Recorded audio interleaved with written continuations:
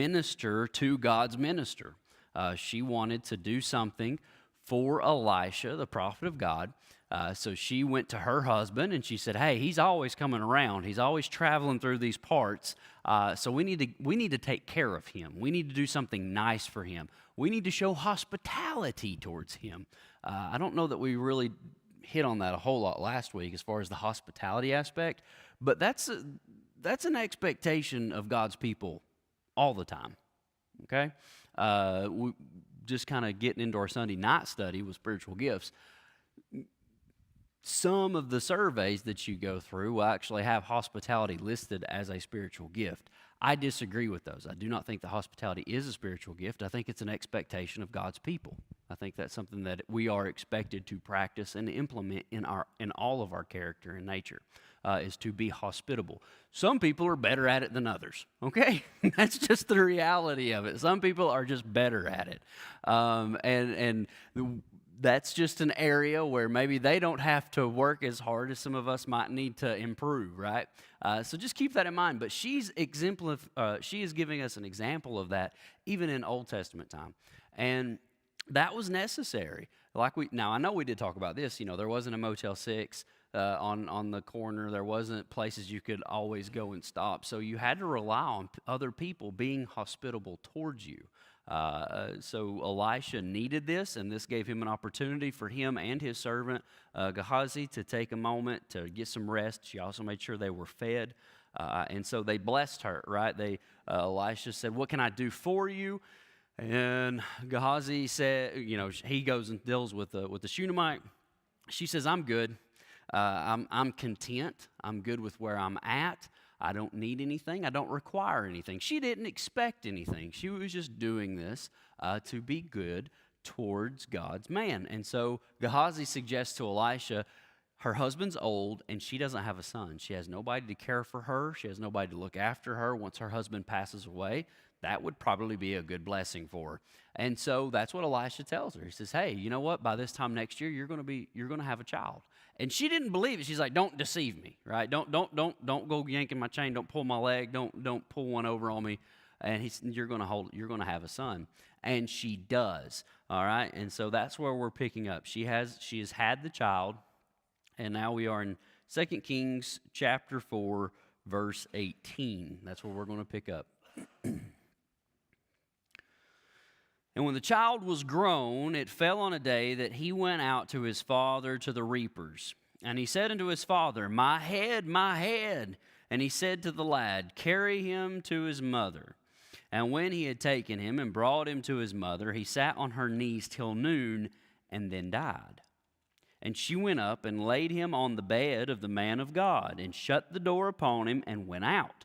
And she called unto her husband and said, 'Send me, I pray thee, one of the young men and one of the asses, that I may run to the man of God and come again.' And he said, 'Wherefore wilt thou go to him today? It is neither a new moon nor Sabbath.' And she said, 'It shall be well.' Then she saddled an ass and said to her servant, 'Drive and go forward. Slack not thy riding for me, except I bid thee.' So she went and came into the man of God to Mount Carmel. And it came to pass, when the man of God saw her afar off, that he said to Gehazi his servant, 'Behold, yonder is that Shunammite. Run now, I pray thee, to meet her, and say unto her, Is it well with thee? Is it well with thy husband? Is it well with the child?' And she answered, 'It is well.'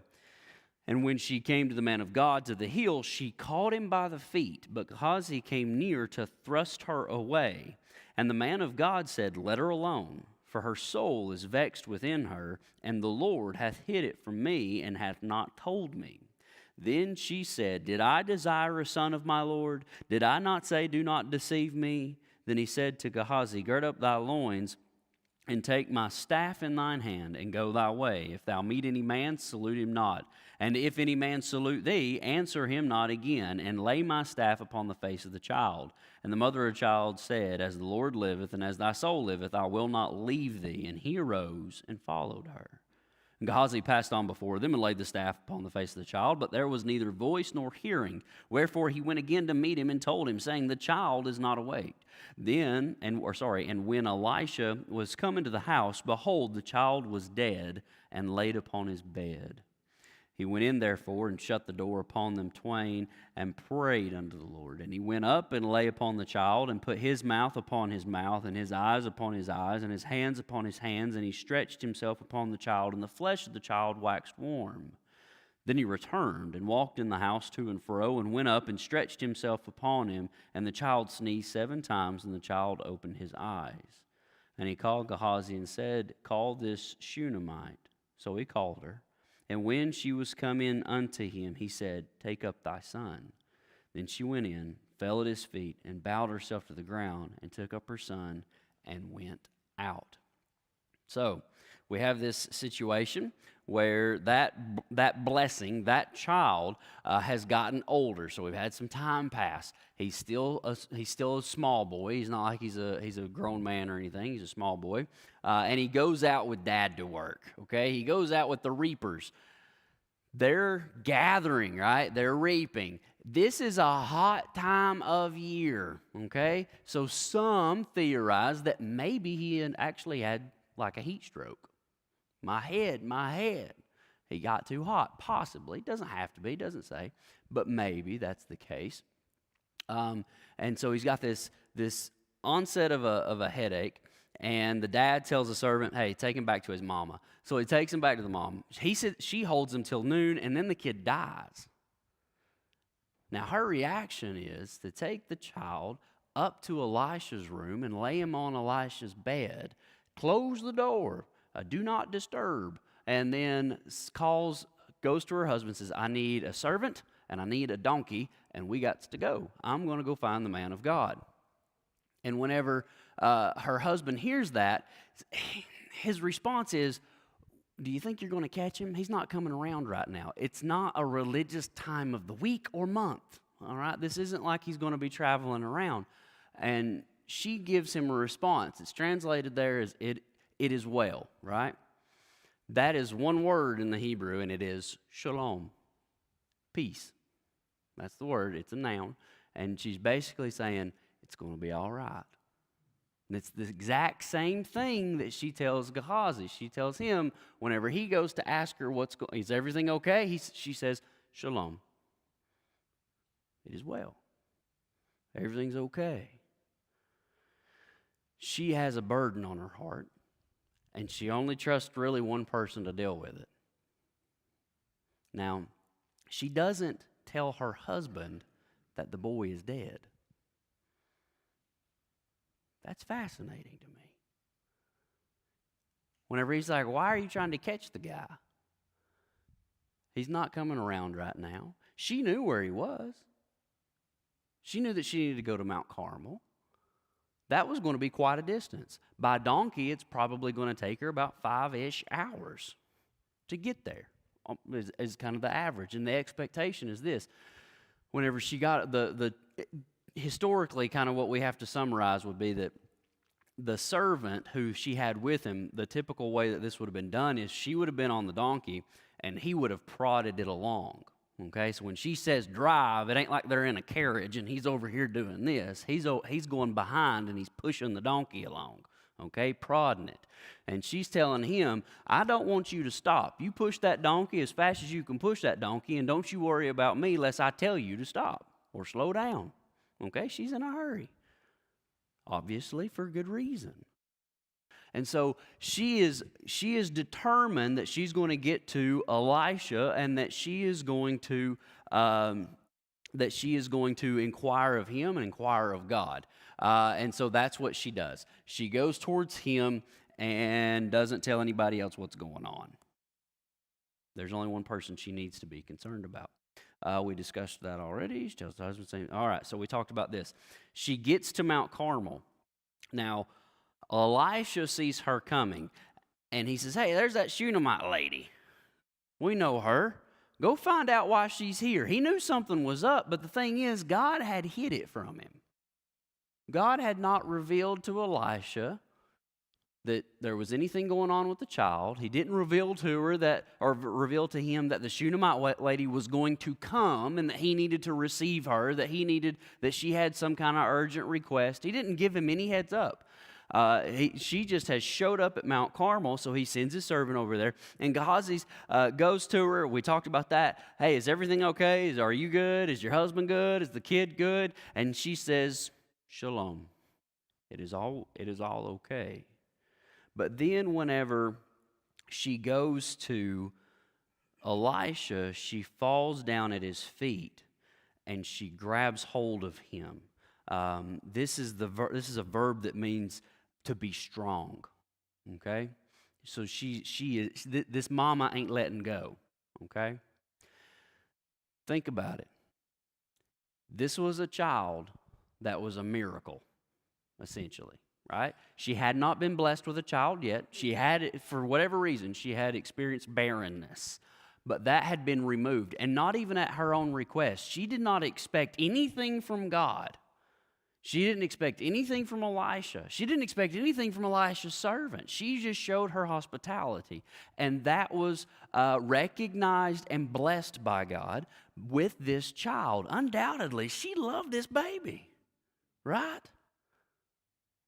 I mean, she's got to experience that beautiful gift of life being brought into her home. She's heard the giggles, and I think about that. Abram's 3 today, and so he's been a little giggle box for the past couple of days, probably because he's been pumped full of sugar by everybody every time we turn around. And so, especially last night, I just tickled, and he just giggled and cackled, and she's had all that. She's experienced all that. And now she's been riding on a donkey for all these hours. And undoubtedly it has, this hasn't been a journey of peace. It's been a journey of sadness, of anxiety, even maybe anger. Because that's how she kind of comes across to Elisha, ain't it? When she grabs hold of his feet.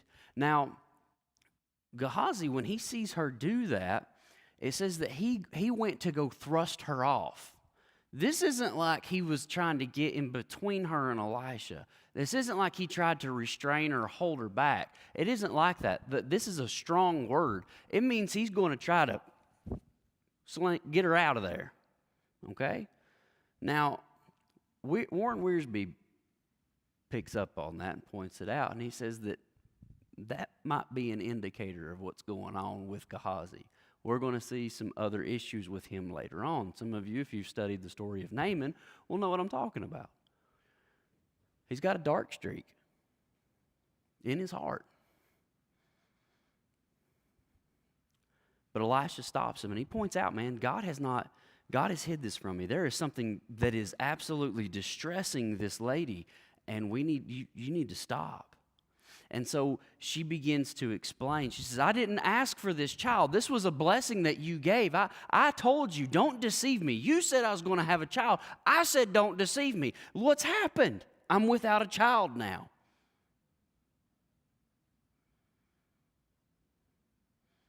So Elisha sends Gehazi ahead, and he tells him this, take my staff. And he tells him to gird up his loins. He tells him to get ready. You need to get on the move. He's going to have to move fast, okay? And he gives him the instructions. I don't care if you run into anybody. I don't want you stopping and saying hey and talking about the weather. If somebody tries to stop you and chit-chat and everything, I don't want you to stop and talk to them. I don't care if you appear rude. I don't care about that. I want you to get to that child and lay my staff upon that child. But the mama, who wasn't letting go, wasn't going to give up either. And she said, I'm not leaving you, Elisha. And so Elisha gets up and goes home with her. Now, they probably made pretty quick pace, because it would appear as though they turned right back around and went right home, okay? We're talking hours into this ordeal. The child was out in the field with daddy, sat on her lap till noon. She held that baby. He died. She had to go get everything, go put him up in that room, get the servant, get the donkey, have the conversation, travel to Mount Carmel, go and have this exchange with Gehazi and with Elisha, and then they've had this exchange, and now they're having to get back. So they're probably moving along pretty quick as they could to get back. Now, when Elisha sends him on ahead, Gehazi does that. He lays the staff on the boy, but nothing happens. And so Gehazi comes back and reports and says that the child's still dead. Now, I'm not 100% sure who all needed to learn something in this event, but I'm pretty sure that there's been a lot of people over time that needed to learn, because Elisha goes up into the child, and what most theorize is that he probably implemented a similar, that he probably did the same kind of method, if you will, as Elijah had done with the widow at Zarephath's child. Remember, whenever it says that he stretched himself out over the child 3 times, right? Whenever the widow's with the Sidonian woman, whenever her boy had died, he stretched himself upon the child 3 times, and then he came back. He returned to life, and he brought the child down to his mother. It doesn't go to the detail that's explained here, though, okay? So in this account, what we find is that Elisha goes up there, the child is dead, and undoubtedly his body's cooled. It's been a while. Elisha gets eye to eye, mouth to mouth, hand to hand, and lays himself out over this child. After he's prayed, after he sought the Lord, then the body begins to warm. And Elisha gets up, and he goes back and forth. He paces. Undoubtedly, he's still seeking the Lord. And then he goes and does the exact same thing and stretches himself out upon the child. And whenever he does this, the child sneezes 7 times. Now, the significance of 7 isn't explained in the text.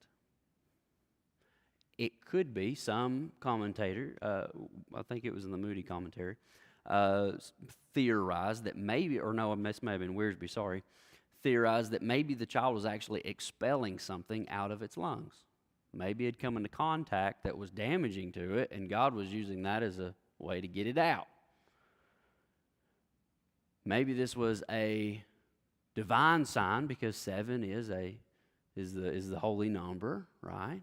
Number of God, to signify that God had restored life, and it gives a definite expression of circulation beginning and breath entering in and lungs functioning, right? All that happening. Regardless of the significance of it, it demonstrates a lot for us, though. Like I said, now I'm not exactly sure who all needed to learn what. And I say that because there's just a lot of people kind of in the mid that are involved in this lesson. You've got Gehazi, you've got the Shunammite, you got her husband, you've got the ancient audience, you've got the current audience, and you got Elisha in the middle of all this. Now, some consider that maybe this was to demonstrate that power maybe this was to demonstrate either to the Shunammite, maybe to her husband, maybe to Gehazi, that the power of God, it's not about items, right? So maybe that was the significance of taking the staff and nothing occurring, okay? It's not about items or basically trying to create talismans. You don't do that with the power of God. Whereas ancient cultures and pagan people would practice that. They would they would think that they could have like a necromancer or somebody who practiced necromancy or witchcraft. They may try to put power into an object and then carry that out, and it would serve as an extension of them and their power.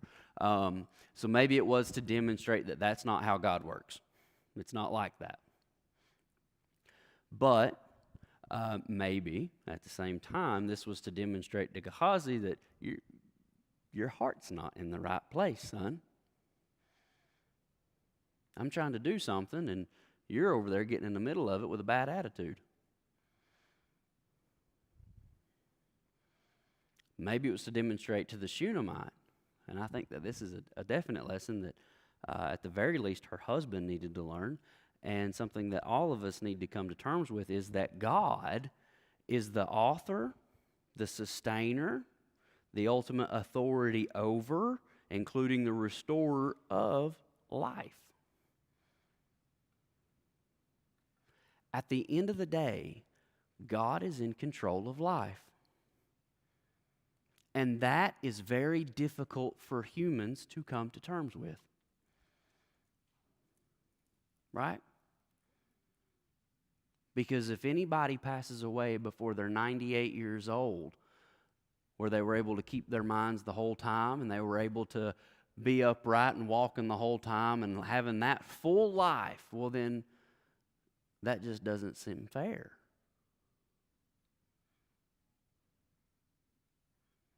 But at the end of the day, God makes it clear to humanity, I am the one who is the authority over life, and I know what I'm doing.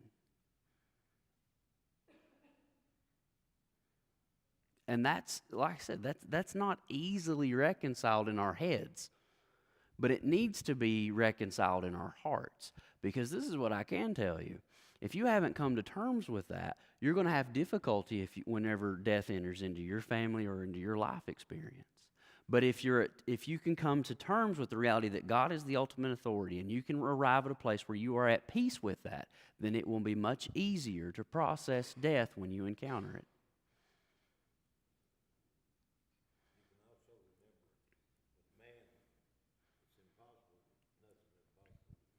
Right. All things are possible with God. But, and I agree, I believe that wholeheartedly. But sometimes I get concerned because anything is possible with God, sometimes people feel as though they are owed that by God. Does that make sense? Because you can do it, you should do this for me. Because you have the ability, I know that you should do this. I don't understand why you aren't doing this.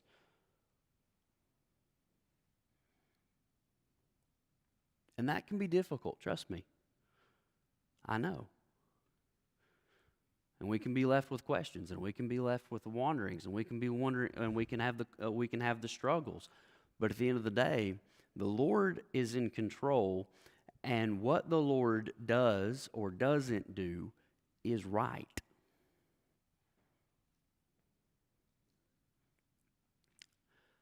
I do think it's important to remember God is not enticed by some methodology or ritual. This is demonstrated multiple ways. Now, here, this is demonstrated, I think, in Old Testament and in New Testament. But so many times, when you find miracles, you may find parallels. We find parallel here with Elisha and Elijah. But things aren't always the same way. Elisha did it, stretched himself out across the child 3 times. Elijah did it 3 times. Elisha did it 2. It's not always the same. At one point in time, Jesus makes clay with his spit and puts it on a blind man's eyes. Another time, he just rubs some spit on the guy's eyes. And, there are sometimes he just told people, you're better. It isn't always the same way. It isn't always the same method. And I think that's one thing that God wants to demonstrate is I don't always work the same way. It's not about a methodology. It's about faith. It's about people who are trusting me, people who are seeking me, people who are willing to follow what I give them to do. That's going to come up with Naaman. I love the story of Naaman. I can't wait till we get there. We won't get there tonight, but we're getting close. But the story of Naaman is amazing to me. There's so much to learn and unpack there. But in the methodology of Naaman, that for his healing of leprosy, it was off-putting. The direction he was given, he said, "This is ridiculous. You want me to go wash in dirty water? I got better water where I'm from, cleaner water, prettier water. And you want me to go wash in that nasty water?" And it's his servants that have to call him out and say, well, if he wanted you to do some big, great thing, you would have done that, no questions asked. But he just asked you to go wash down in this dirty water a few times. Why won't you do something like that? Okie dokie. And then he goes down, and when he comes out, he's got baby skin. God's not enticed by a methodology or ritual. Now, here's a real big one. God has a mediator between life and death. God has a mediator between life and death. So many times in Scripture, we find somebody else standing between God and people, mediating, and so many times, life and death. What did God say to Moses? Get down there to your people. Remember, that gives me chills thinking about it. Whenever the people had rebelled, right? They were acting a fool with Aaron. And Moses up on the mountain, and God's giving him a covenant, and God's giving him law, and Moses is having this great holy moment, right? And he's just, woo, he's having church, baby. And then God says, get down there to your people. My people or your people? Because this whole time, God, they've been your people. You've been calling them out of Egypt. Let my people go is what you said. Let my people. Now they're my people? Yeah, they acting a fool, boy. And I tell you what I'm going to do. I'm going to kill them, and I'm going to start over with you. Now, God, we need to talk about this. What are they going to say about you in Egypt?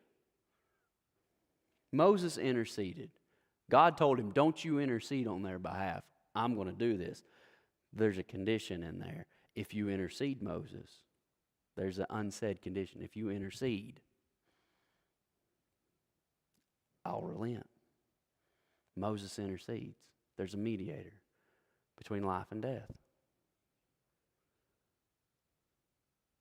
With Elijah and the Sidonian widow, the woman from Zarephath, her child, what did he do?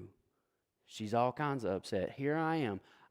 You told me I needed to bake you some bread, I need to get you some water and take care of you first, and then we'd be taken care of. And sure enough, that happened. Then we bring you into our home, and I've been baking for you every single day, and now my baby's dead. And Elijah goes up and stretches himself out over that child 3 times, and life is restored. A mediator between life and death. And then when the fullness of time had come, God sent his son to be born of a woman, born under the law. Why? To be a mediator between life and death. Somebody that would be willing to put himself out in our position and in our place. Somebody that would meet us eye to eye, mouth to mouth, hand to hand, stretching himself out so that we could receive life. Somebody's got to be a mediator. All the Old Testament's pointing to Jesus. All these accounts, they're pointing to Jesus. Somebody's going to have to stand between you and me. Somebody's going to have to do it. The Israelites ought to have known this. They had a high priest. He went in. They ministered daily on behalf of the people, but then annually they entered into the presence of God Almighty in the tabernacle and then in the temple. Why? To stand between life and death on behalf of the people, to atone for their sins, so that God's judgment wouldn't be poured out, so that a sacrifice could be made. Somebody's going to have to stand between you and me. That somebody's Jesus.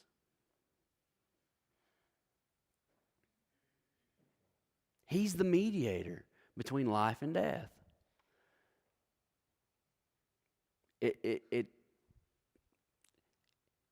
I don't know how you can make a brainstem itch, but that's the best way I know to describe it. Sometimes we call it just irks me, you know what I mean? Because I hear these people, and you see it all the time now with all the things that have happened with Charlie Kirk. You see all these college students, and you see all these adults, and you see, not just college-age adults, but adults, and they're getting up there and they're talking about how bad of a God is, and how crazy it is for Jesus to be so exclusive, and how come God can't do this, and how come God can't do that. And God said, I have appointed that somebody should stand between you and me. I have appointed this. I have been preparing you for this. And there is only one way to do this, and it is my way, and it is going to be by my Son. There is no other way for this. God's been telling people that for centuries. And personally, I'm thankful that there's only one way. Because if just on a Gabe level of thinking and a Gabe level of worry, if there were multiple ways, I'd sit there and be concerned that maybe one of them was better than the other one. You know what I mean? Like, I get God says he's okay with like these 3 lanes, but one lane's got to be better, right? You know, if you want to think about driving, left lane's always the best lane. It's the quick, or supposed to be the quickest. God's got to have a preferred lane. Maybe I'm in the wrong lane. How do I know that somebody else in the other lane ain't doing it better than me? God said, no. I'm going to make it simple. There's one way to me. There is one mediator between life and death, and that is Jesus Christ. Thank God for that. He's been illustrating it, though, for a long time, preparing Israel for that. And truth is, God works in mysterious ways. Now, I have cross-referenced out to 2 Kings chapter 8, so let's turn there.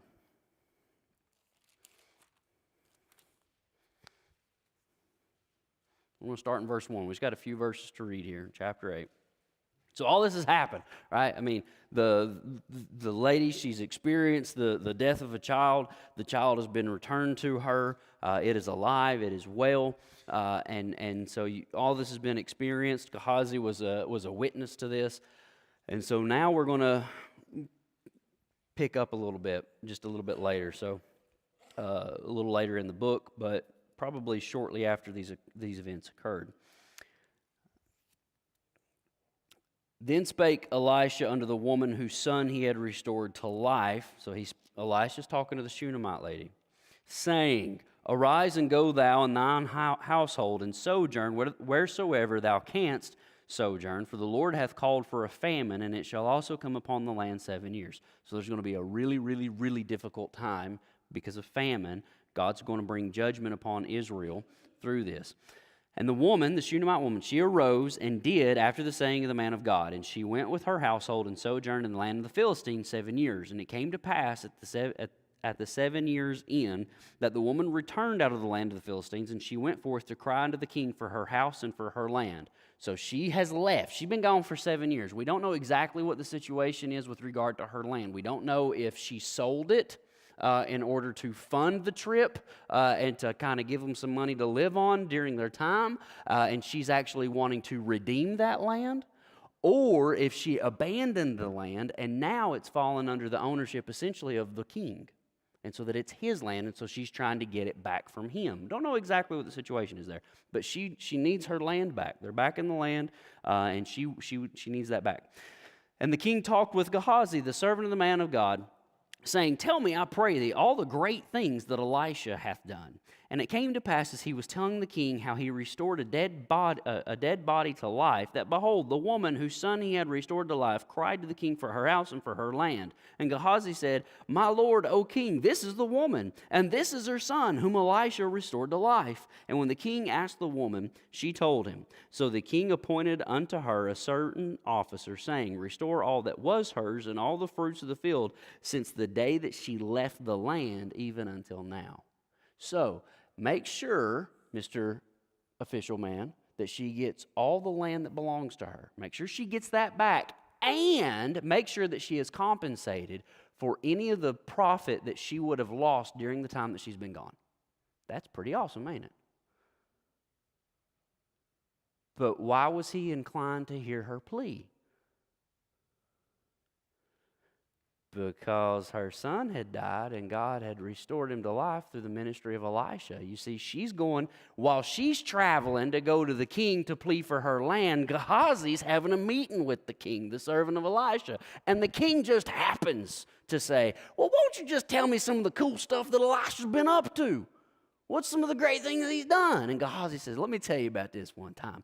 Man, there's this lady from Shunem. She's a wealthy woman. She was so nice to me and Elisha. She even built a room on top of her house so that we'd have a place to sleep. She made sure we had somewhere to sit. She made sure we had food to eat. Every time we come through, she was always doing this for us. And Elisha, he wanted to do something for her. He wanted to bless her. And so we got to talking with her. And I'll be honest with you, King, I noticed she didn't have a son.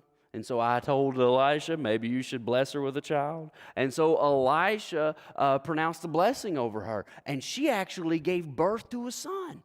And wouldn't you know it, a few years later, that boy goes out to the field with his dad, and he ends up dying. I don't know exactly what happened, King. He had this really bad headache is the story we got. He goes home to his mama. She holds him, and then he just dies. And so mama, she don't tell nobody. What she does, she take the boy up, she lay him on Elisha's bed, and then she comes to Mount Carmel to find us. And she's acting like everything's okay, but the truth is she was really tore up. And I was kind of mad because she just went and grabbed hold of Elisha, and I thought that was pretty disrespectful, maybe not the right attitude to have before a man of God. And I was about to grab her up, but I tell you what, Elisha stopped me and said, you better not. Something's going on, and I've not been privy to what it is. And she just poured out. Her boy was dead. And so I ran on ahead, and Elisha told me to put that staff on the boy, and I did, and nothing happened. So I went reporting back, and they were traveling that way, and I said, he's still dead. Elisha goes there, and he stretches himself out over this child. And King, I can't explain it. He does it once, and it seemed like the boy's started to get warm. You know, his color starts coming back, but he's still not really breathing or nothing. And then Elisha, he goes and he stretches himself back out. And next thing you know, that boy sneezes 7 times, and he's alive. Beats all I ever saw, King. I can't explain it, but I'm telling you, God's doing something big in Elisha's life. And then, after he tells all this, the way it's presented in the text, here comes the Shunammite walking through the doors to plead her case before the king. Well, you know what, King? That's the lady, and that's the boy. Man, you got big. And the king says, well, honey, what is it that you're here for? Well, I need my land back. To be honest with you, the same prophet that blessed us warned us about a famine. And so we sojourned in the land of the Philistines, and we've been gone for all these years, but the reality is that we're back now. The famine's over, and we need our land. Don't you worry, I got you. Some of the darkest things that occur in life can be used by God in mysterious ways to bring about more blessing.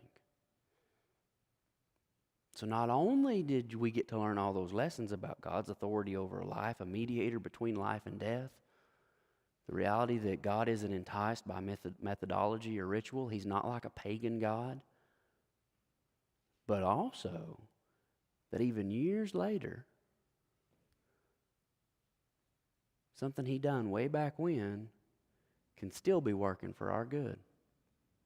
Because all things work to the good of those who love God and have been called according to his purpose. Can't help but wonder if Paul's training as a Pharisee in Old Testament scriptures, if these kinds of accounts came to mind when the Holy Spirit was inspiring him to record that in the letter to Romans. Could you imagine whenever Paul would preach?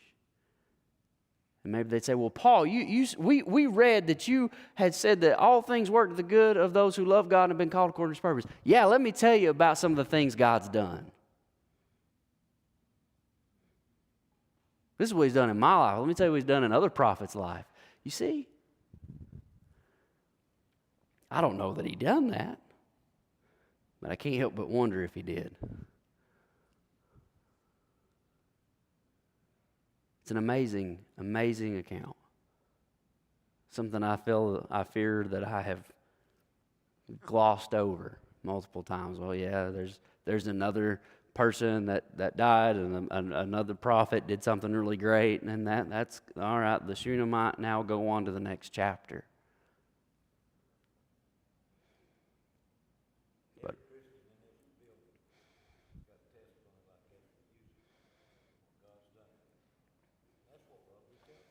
absolutely,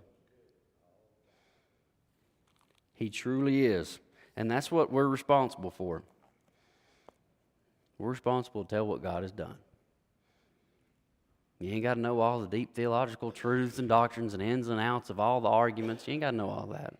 All you need to know is what God's done in your life and how it's been changed by Jesus Christ. Share that with others. We will pause there. We'll finish up chapter 4 next week. Are there any questions or comments? Wasn't there a few times in the Old Testament that God changed his mind? Like with Moses and with Hezekiah?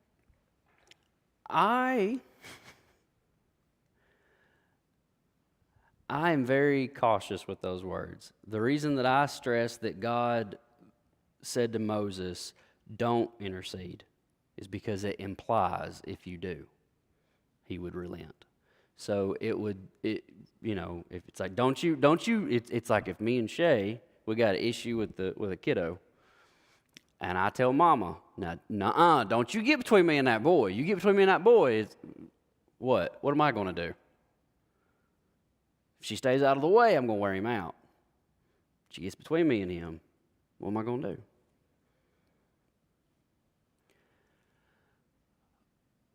With regard to Hezekiah, I find that account fascinating because Isaiah wasn't troubled, nor was Hezekiah, and it's never recorded that they ever stopped to say, well, what's going on? Because one minute, God, you said you were going to let me die, and now you're saying that I'm not going to die. When in reality, in the first proclamation, God never said when Hezekiah would die. I tell you what, I'm going to give you 15 years. He's still going to die. He was allowed to be healed of that, and there was clarity given on how to bring the remedy. But it never troubles Isaiah. Isaiah never says, well, God, what do you mean? Just you want me to go back and retell him something so that fact that he never that he never was troubled by that has always stuck out to me. I believe he was teaching Hezekiah an important lesson about faithfulness and prayer and seeking him and depending on him is what I think God was doing there, personally.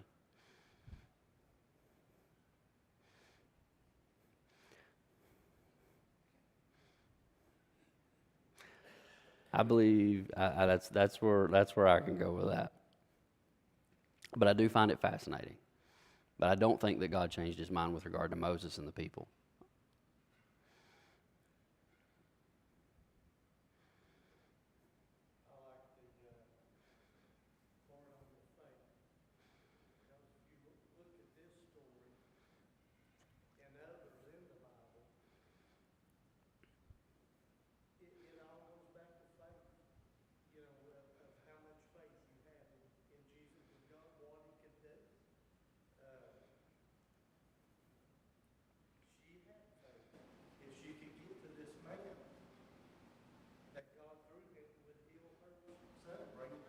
Mm-hmm. You know, and then God tells us if we had the faith of a mustard seed, we could move mountains. You know, so where's our faith? And what can be done through? Yeah. Look at the woman who just wanted to touch the hem of his garment. Through her faith is what made her. Exactly. And the man who was paralyzed, who was let down by his friends, Jesus seeing their faith. It wasn't just the paralyzed dude, it was his buddies that lowered him. Seeing their faith said to him, your sins are forgiven you. And so, yeah, everybody does need friends like that. I agree. But yes, God can do a whole lot if we just trust him. So.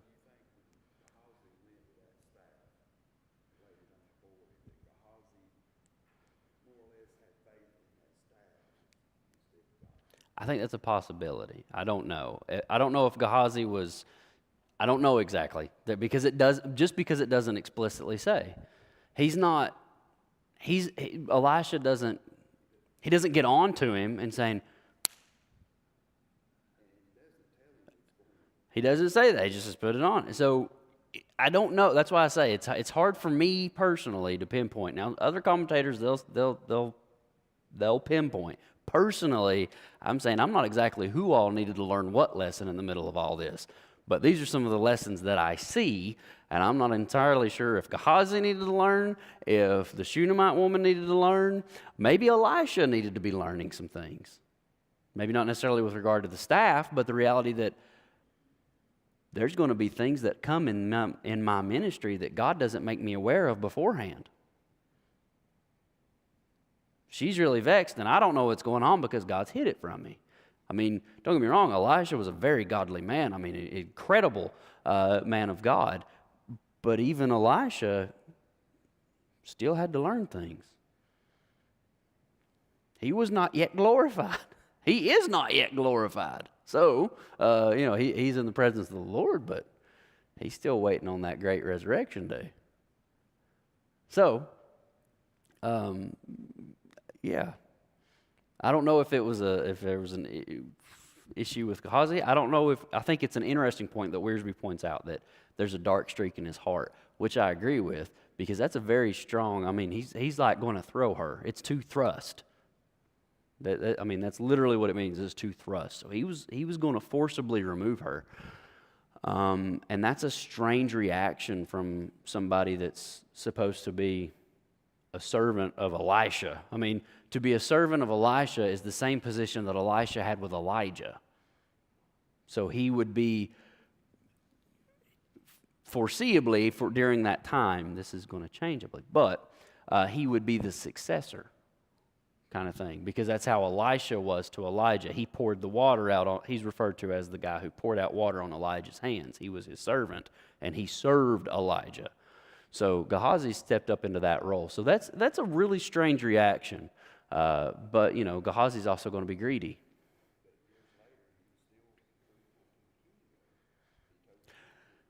He was truthful about that. Yeah.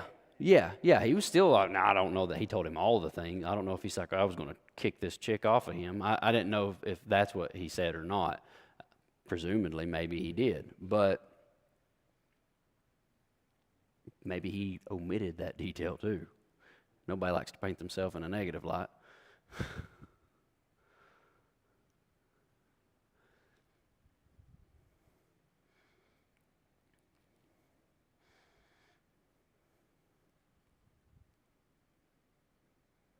Any other questions or comments?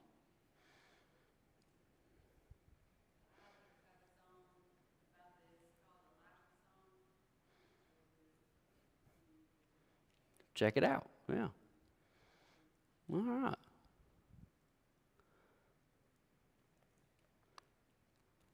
Well, if there's not anything else, let's go to the Lord in prayer. Heavenly Father, we come to you this evening, and Lord, we are so thankful for your faithfulness and for your kindness. Lord, for your grace and your mercy. We are especially thankful that you have established a mediator between life and death. God, we are thankful for the testimony of your scripture.